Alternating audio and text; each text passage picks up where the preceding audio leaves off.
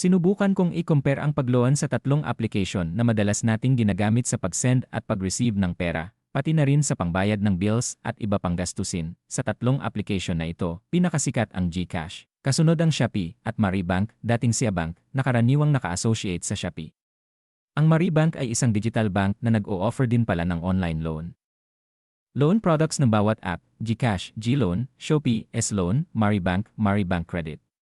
Sa tatlong application, pinakamataas ang interest at may processing fee ang GLoan ng GCash, 5.99% monthly interest, 3% processing fee. Sumunod naman ang S-Loan ng Shopee, 5.19% monthly interest, may loan protection fee na 0.2%. Samantalang ang Maribank Credit, sinubukan ko lang tingnan kung may credit offer sila, at dito ko napansin na mas mababa ang kanilang interest, 2.5% monthly interest.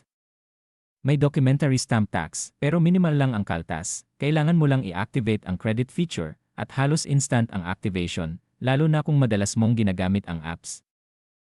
Kung hindi ka pa naka-install ng Maribank, sa ngayon ay mas maganda itong option kumpara sa GLoan at S-Loan. Hanapin lang sa Google Play Store ang Maribank, at gamitin ang aking referral code sa pag-install, RS25688.